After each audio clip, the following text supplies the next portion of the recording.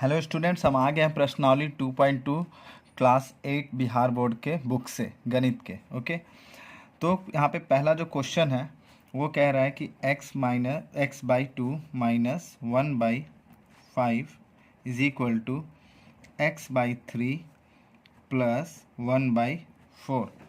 तो सबसे पहले हम क्या करेंगे इसमें कि जो भी जितने भी एक्स है उसको एक पक्ष में ला देंगे, मतलब बाएं पक्ष में एक्स वाला सब लेके आ जाएंगे। तो यहाँ पर हो गया x/2, इसको जब इधर लाएंगे तो minus x/3 is equal to ये 1/4 अपने जगह पे रहेगा, माइनस 1/5 को उधर ले जाएंगे तो कितना हो जाएगा प्लस 1/5। ठीक है, फिर क्या करेंगे, अब इन दोनों का लघुत्तम ले लेंगे, मतलब ये हो गया भिन्न का घटाव। तो इन दोनों का जब हम लघुत्तम लेंगे तो हो जाएगा 6, फिर यहाँ पे हो गया 3x minus 2x is equal to इन दोनों का लघुत्तम हो गया 20, यहाँ पे हो गया 5 और यहाँ पे हो गया 4। ठीक है, उसके बाद क्या करेंगे 3x माइनस 2x कितना हो गया x/6 इज इक्वल टू ये हो गया 9/20। अब यहाँ पे क्रॉस मल्टीप्लाई कर देंगे। तो अब यहाँ पे क्या करेंगे कि x इज इक्वल टू 9/20 है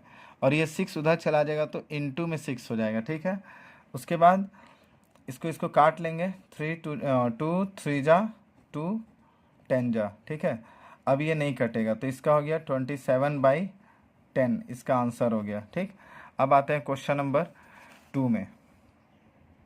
तो स्टूडेंट्स ये हमारा क्वेश्चन नंबर 2। क्वेश्चन नंबर 2 में देखिए सभी n का मान निकालना है। तो n तो एक पक्ष में है, जितने भी n वाले हैं तो एक पक्ष में है, तो सीधा अब हम क्या करेंगे इन तीनों का लघुत्तम ले लेंगे। तो इन तीनों का लघुत्तम यहाँ पे आप चेक कर सकते हो, 2 4 6 कितना होता है।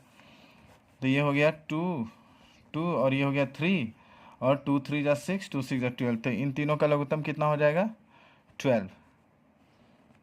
ठीक है, अब क्या करेंगे, यहाँ पे हो जाएगा 6n माइनस यहाँ पे हो जाएगा 9n, यहाँ पे हो जाएगा 6 2 जा 12 2 5 जा 10 10n। ठीक है, इज इक्वल टू 21। फिर क्या करेंगे, इन दोनों को पहले माइनस कर लेते हैं। तो इसमें से माइनस करेंगे कितना आएगा -3n, फिर प्लस 10n बटा 12 बराबर 21। ठीक है, उसके बाद क्या करेंगे, माइनस प्लस माइनस होता है तो 10 में से 3 घटाएंगे तो हो जाएगा 7n। ठीक है, उसके बाद बटा में कितना हो गया 12 इज इक्वल टू हो गया 21। ठीक है, फिर क्या करेंगे 7n इज इक्वल टू 21 और ये 12 को उधर भेज देंगे तो यहाँ पे हो जाएगा 12। तो यहाँ से n इक्वल टू हो जाएगा 21 इंटू 12/7। अब इसको काट देंगे, 7 एकम 7 7 तिया 21, फिर ये कितना हो जाएगा 36। तो n बराबर हो गया 36, मतलब n का मान निकल गया 36। अब आते हैं क्वेश्चन नंबर 3 में। तो स्टूडेंट ये क्वेश्चन नंबर 3, इसमें क्या करेंगे जितना भी x वाला है पहले एक तरफ कर लेंगे। तो ये x अपने जगह सही है, ये -8x/3 ये भी अपने जगह सही है। फिर ये हो जाएगा, ये इधर आएगा तो क्या हो जाएगा 5x/2 जो कि प्लस में हो जाएगा।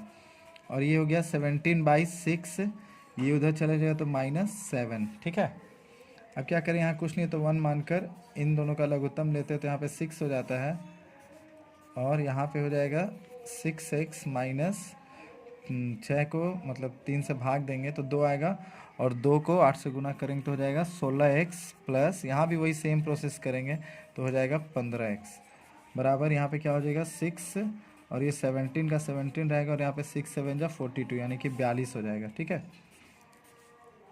अब हम क्या करेंगे 6x माइनस 16 कितना हो जाएगा -10x और ये हो गया प्लस 15x बटा 6 इज इक्वल टू, फिर यहाँ पे क्या होगा 17 में से हमको हटाना है 42 तो हो जाएगा -25। माइनस क्यों, क्योंकि बड़ा 42 है और बड़े वाले अंक के आगे माइनस है, इसीलिए -25 बटा 6। ठीक है, अब ये 6 और 6 कैंसिल आउट हो जाएगा, बच क्या गया -10x plus 15x is equal to -25।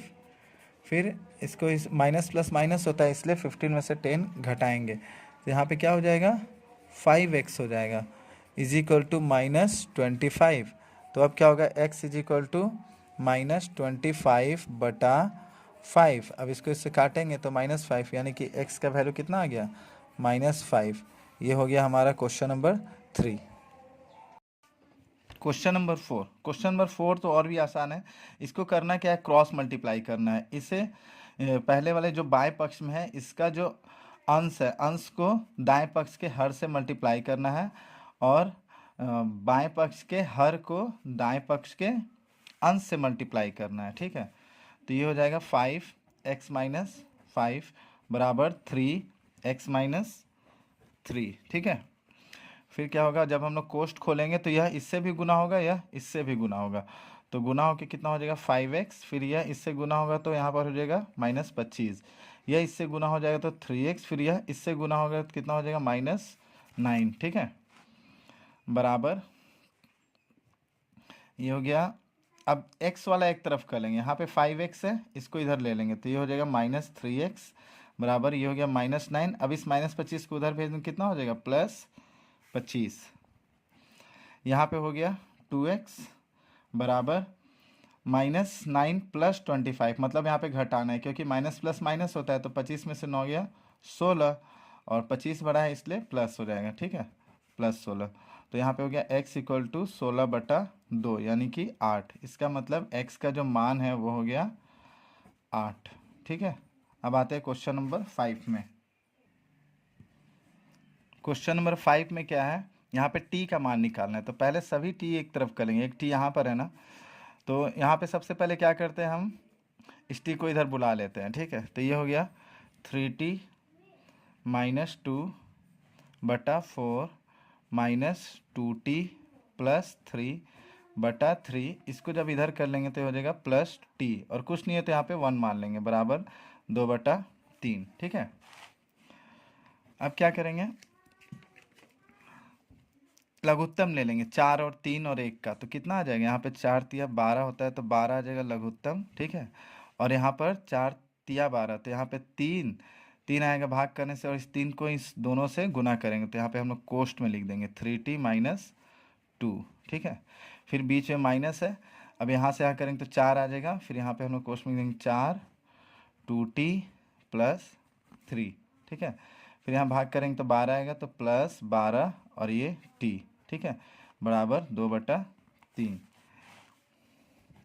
अब इस कोष्ठ को खोलेंगे तो यह इससे भी गुना होगा, या इससे भी गुना होगा। ठीक है, ये हमेशा याद रखना है कि जब भी कोष्ठ को खोलोगे तो कोष्ठ के बाहर में जो संख्या होती है वह अंदर के सभी संख्याओं से गुना होता है। ठीक है, तो यह इससे गुना होगा तो 3 3 जा 9t, या फिर इससे गुना होगा तो 6, यह इससे गुना होगा तो 4 2 जा 8t, फिर यह इससे गुना होगा तो माइनस प्लस माइनस 4 3 जा 12, और यहाँ पे +12t है पहले से। ठीक है, अब ये नीचे में 12 बराबर 2/3। ठीक, अब क्या करेंगे, जितना भी t वाला है पहले उसको सॉल्व कर लेते हैं। 9t - 8t कितना हो जाएगा, 1t हो जाएगा, बच गया +12t, फिर -6 और -12, तो -6 -12 यानी माइनस माइनस प्लस, यानी प्लस करना है तो 12 6 18, 12 बड़ा है, 12 के आगे माइनस है तो -18/12 बराबर 2/3। ठीक है, अब क्या करेंगे, 12t और t यानी कि ये हो गया 13t - 18/12 बराबर 2/3। ठीक है,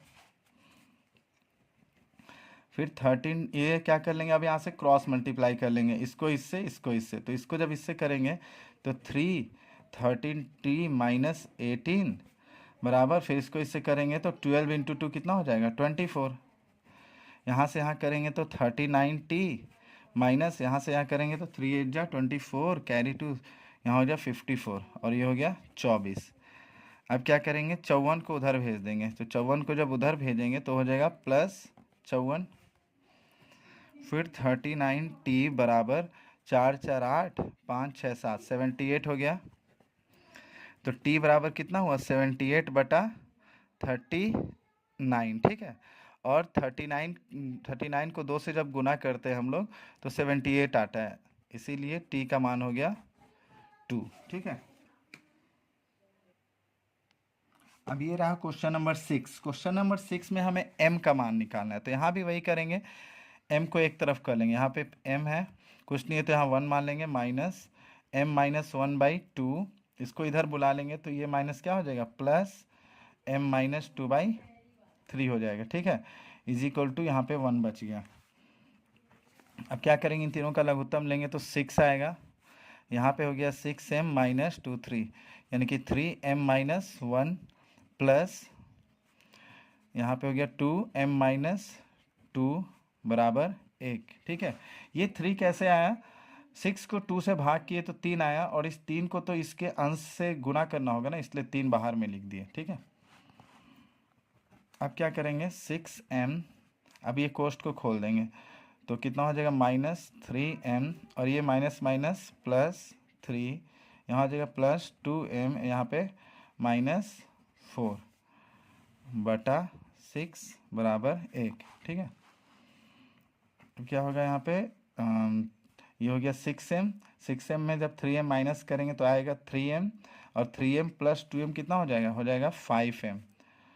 अब यहाँ पे क्या होगा, 3 माइनस 4 कितना हो जाएगा, माइनस 1 बटा 6 इज इक्वल टू 1। ठीक है, अब करेंगे क्रॉस मल्टीप्लाई, इसको इधर भेज देंगे तो हो गया 5m माइनस 1 बराबर 6, तो हो गया 5m 6। अब इस माइनस 1 को उधर भेज देंगे तो हो जाएगा ये प्लस 1, यानी कि 7 हो जाएगा। तो 5m बराबर 7, तो m का वैल्यू आ गया हमारा 7 बटा 5। ठीक है, अब हम लोग क्वेश्चन नंबर 7 को सॉल्व करें। क्वेश्चन नंबर 7 में भी वही चीज़ है, टी का वैल्यू निकालना है, इसको सरल करके टी का वैल्यू निकालना है। ठीक है, तो यहाँ पे वही करेंगे, कोष्ट को खोलेंगे तो कितना हो जाएगा, 3t, तो यहाँ पे हो गया 3t माइनस 9। ठीक है, is equal to 10t plus 5। फिर क्या करेंगे, एक तरफ कर लेंगे t वाला, 3t minus 10t is equal to 5, ये उधर चला जाएगा तो plus 9, minus 7t is equal to कितना हो जाएगा 9, ये हो गया 14। तो t बराबर कितना हो जाएगा, 14 बटा माइनस 7, यानी कि आंसर हो गया माइनस 2। ठीक है, अब आते हैं क्वेश्चन नंबर 8 में। क्वेश्चन नंबर 8 कह रहा है कि यहाँ पर भी वही y का मान निकालना है, तो पहले कोष्ट खोलेंगे तो 15y, ये हो गया 4 5 20, 0 कैरी 2 4 4 5 6। ठीक है, minus 2y plus 18 plus 5y plus 30 is equal to 0। ठीक है, अब क्या करेंगे, इसको सॉल्व करेंगे तो 15y में से 2y को घटा देंगे तो कितना हो जाएगा, 13y हो जाएगा, और 13y और 5y कितना हो जाएगा, 18y हो जाएगा। तो यहाँ लिख देंगे 18y।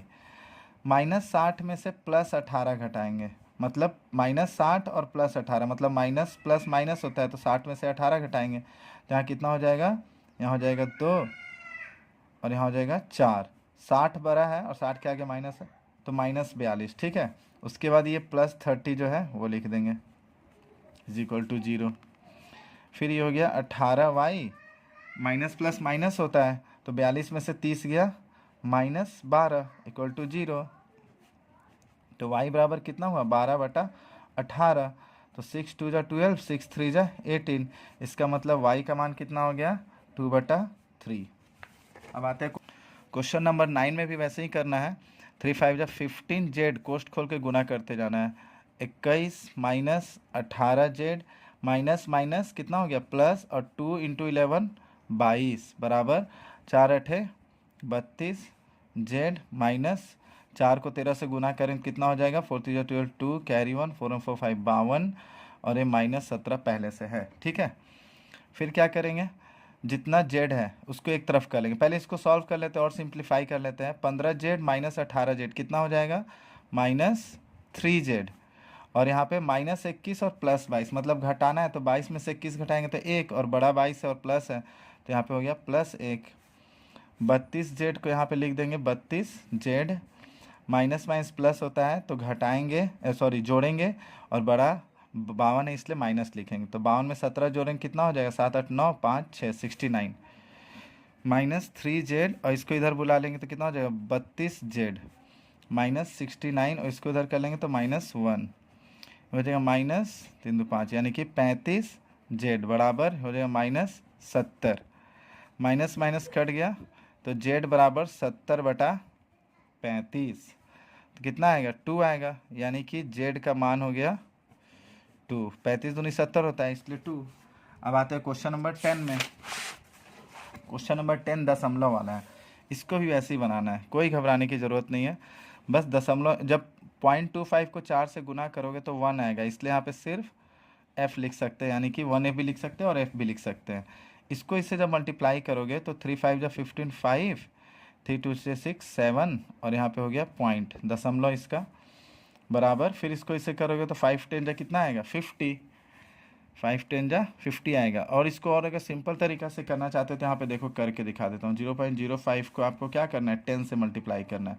0 0 0 5 0 0, कितना हो गया 0 5 0 0, 2 के बाद है तो यहाँ भी 2 के बाद, यानी कि 0.5, यानी कि 0.5 f माइनस इसको इससे मल्टीप्लाई करेंगे तो 9 पचे होता है 45, 9 पचे 45 होता है, और दो संख्या के बाद में आपको दशमलव लगाना है, तो यहाँ पे हो गया 0.45। ठीक है, ये f है, इसको इधर बुला लो, f माइनस 0.5 f, यहाँ पे हो गया -0.45, ये उधर जाएगा तो +0.75। ठीक है, इसमें घटा लेंगे, 1 में से 0.5 घटाएंगे तो 0.5 f आएगा।